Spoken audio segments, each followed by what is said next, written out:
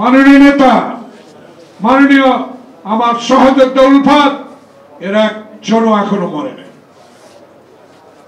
মরবো, আল্লাহর কাছে যাবো, রসুলকে বিশ্বাস করে। কিন্তু যাওয়ার আগে, বিদায় হওয়ার আগে মুক্তিযোদ্ধারা আবার দেখতে চায় ৭১ সালে খালি পায়ে হাফ প্যান্ট পরে 3 বেলায় 1 বেলা না খেয়ে হিন্দুস্তানের সেনাবাহিনীর অত্যাচার সহ্য করে যারা ট্রেনিং নিয়ে দেশ স্বাধীন করেছেন তারা এখনো জীবিত। শুধু হুকুম তো আমার নেতা তারেক রহমান দিতে চায়, হুকুম তো আমার নেতা খালেদা জিয়া নেতৃত্ব দিতে চায় না। একটি ছোট্ট উদাহরণ, আমি সিপিবির দায়িত্ব পালন করার সময় নেতৃত্ব পিছনে বসতে হবে।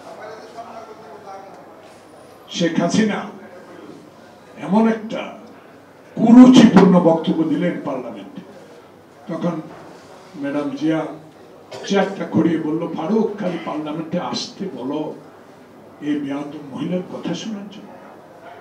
এসি কেনার কথা ভাবছেন? ভিশন দিচ্ছে যে কোনো এসিতে 15% নিশ্চিত ছাড়। এছাড়াও থাকছে মানি ব্যাক গ্যারান্টি নিশ্চয়তা। প্রিয় বন্ধুগণ, সংসদের নিয়ম, বিরোধী দলের নেত্রী হাত তুললে স্পিকার বাধ্য তাকে মাইক ছেড়ে দেন। সেকেন্ড টার্ম যদি অপোজিশনের সিপু হাত তুলে তাকে মাইক দিতে বাধ্য।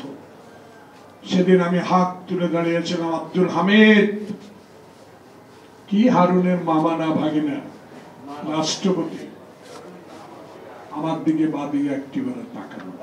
ম্যাডাম আবার চেয়ার ঘুরে আমাকে বলল, দরকার কি হাসিনা যা বলছে উত্তর দেওয়ার দরকার। এটা হলো মানসিকতা, এটা হলো নেতৃত্ব। তবু আমার মনটা মানালো না, এনে তখন আমার পিছনে বলল দাঁড়াতে হবে, হাত নামানো যাবে না। আমাকে 17 মিনিট পর আমি দাঁড়িয়ে হাত তুলে রেখেছি। আমাকে মাইক দেওয়া হলো, আমি একটা কথা বলেছিলাম, হাসিনা বয়স তো বেশি না, কিসের জোরে এখানে বসছেন?